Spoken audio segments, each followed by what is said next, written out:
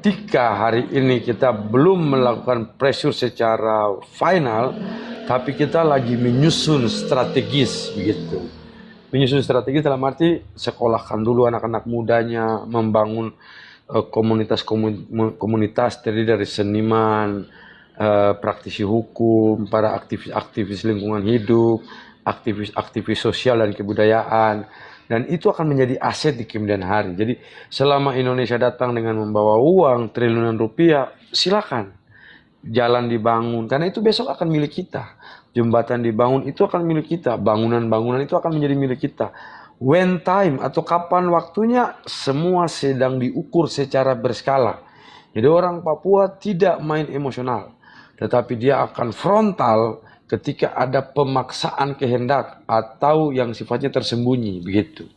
Selama semua itu jelas, ayo silakan. Begitu. Jadi apa yang terjadi di Aceh, apa yang terjadi di Maluku, apa yang terjadi di Papua, pastilah akan ada beda-beda dinamikanya ya. Contohnya ya, satu Papua itu secara keseluruhan itu saudara. Kalau satu Sumatera ini kan Aceh sendiri, belum tentu Padang bisa seirama, belum tentu Medan bisa seirama kan. Kalau Papua ini seirama, karena kita ada punya slogan, hitam kulit, keriting rambut. Kita ada klasifikasi, ada Papua asli yaitu Mama Bapak Papua. Ada Papua klasifikasi 2 yaitu Bapak Papua, Mama peranakan pendatang. Atau Mama Papua, Bapak peranakan pendatang. Atau dia pendatang tapi dia lahir besar di Papua. Berarti dia mencintai Papua. Nah ini bersinergi terus begitu. Kita tidak memandang suku dan agama, tetapi kita ukur betul-betul sebagai strategis politik jangka pendek, jangka menengah, jangka panjang. Begitu Bang, yang bisa saya sampaikan Bang. Terima kasih. Baik, luar biasa. Kemapaman Papua sekarang ya, kemajuannya luar biasa. Apalagi setelah ada keterlibatan mantan Gubernur Papua almarhum Pak Lukas Mbini. Situ saya melihat kemajuannya luar biasa, bahkan bintang Kejora naik di ibu kota. Baik, Acehnes Warrior, silakan.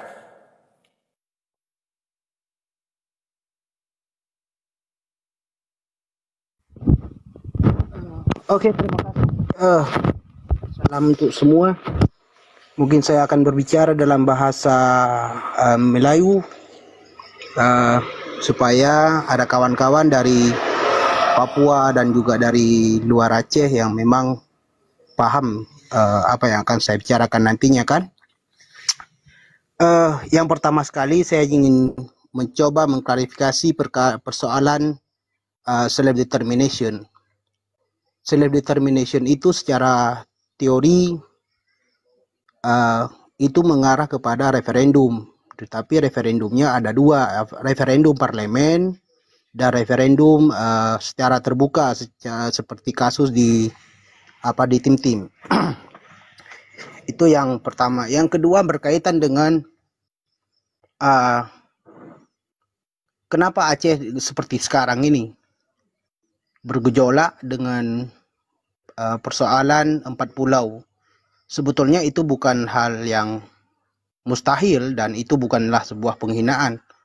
Jangan-jangan Aceh saja sudah dimasukkan ke dalam Indonesia, bukan hanya 4 pulau. Dan itu sudah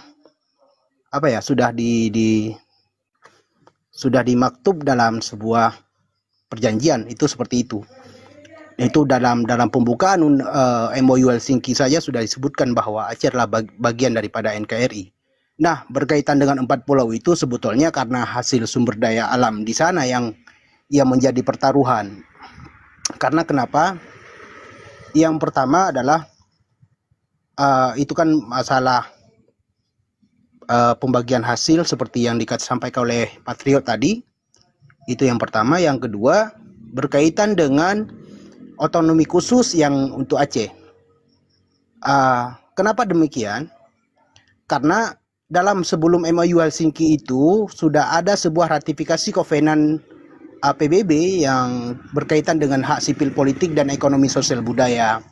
Itu menjadi undang-undang, Kovenan ACCPR itu menjadi undang-undang Indonesia, menjadi undang-undang nomor 11 dan 12 tahun 2005. berkaitan dengan hak sipil politik dan ekonomi sosial budaya.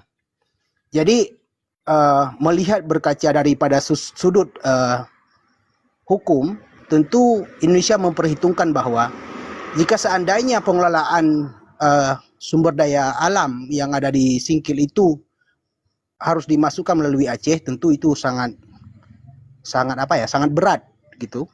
Disebabkan karena potensi-potensi Aceh yang akan bergejolak. Saya melihat dari sudut sosiologis, memang ketidakpercayaan masyarakat Aceh terhadap Indonesia itu sangat besar. Itu secara ilmu sosiologis. Dan secara politik juga, dengan ada gerakan-gerakan sipil yang mulai bergerak, itu juga menjadi sebuah perhitungan bagi pihak Indonesia untuk mengalihkan pengelolaan sumber daya alam yang ada di Singkil itu ke Sumatera Utara, karena di Sumatera Utara itu memang menjadi bagian yang mudah dikelola oleh pihak Indonesia. Sedangkan untuk Aceh, karena kita sudah sudah dimasukkan dalam MOU Helsinki, baik tapal batas dari tahun 1956, itu tapal batas itu itu sudah ada di dalam Ikrar Lamtih dulu. Waktu perjanjian antara DITI Aceh Daud Berih dengan pemerintah Indonesia. Itu 1956, itu bukan urusan masalah Ibrahim Hasan atau apa. Itu enggak ada persoalan itu. Misalnya ada seperti undang-undang tahun 92 itu nosen itu. Mereka cuma tahu adalah dua sisi. Sisi yang pertama adalah sisi politik dan sisi ekonomi. Karena keberadaan Aceh dengan otonomi khusus dan juga MOU Helsinki itu sangat berat bagi mereka, disebabkan karena Undang-Undang nomor 11 dan 12 tahun 2005 itu berkaitan dengan hak sipil politik dan juga hak ekonomi sosial budaya. Cuma orang Aceh tidak pandai tidak pandai menggunakan senjata yang mereka punya. Mungkin orang Papua lebih pandai, lebih cerdik, lebih jernih dalam melihat itu mungkin perbedaannya. Namun berkaitan dengan apa yang sudah disampaikan oleh tadi sama Abang Melbourne, berkaitan dengan pertemuan antara DPD RI dan juga asal Aceh itu Forbes, itu enggak jadi sebuah pengaruh. Karena kenapa? Secara tata negara kan orang itu kan bagian daripada pemerintah Indonesia juga kan.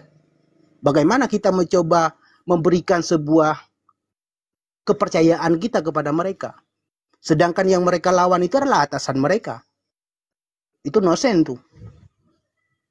Kalau seandainya masyarakat Aceh, masyarakat Singkil, masyarakat Aceh secara umum tidak bergerak, tidak bersuara, tentu itu mereka pun tidak akan bergerak.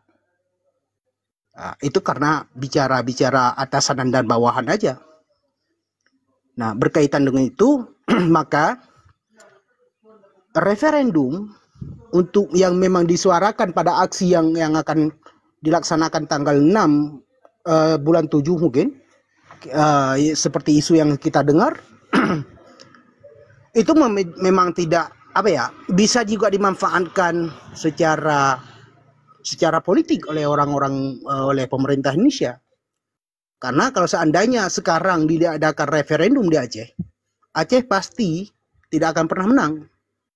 Dan ingat, referendum itu hanya untuk sekali, baik intra maupun ekstra parlemen. Itu sesuai dengan teori-teori ataupun studi-studi tentang self-determination. Buktinya adalah bagaimana di Spanyol itu, Catalun kalah. Itu menjadi sebuah pelajaran penting bagi kita. Jangan asal ngomong, asal cuap kita untuk persoalan referendum. Karena orang Aceh belum siap.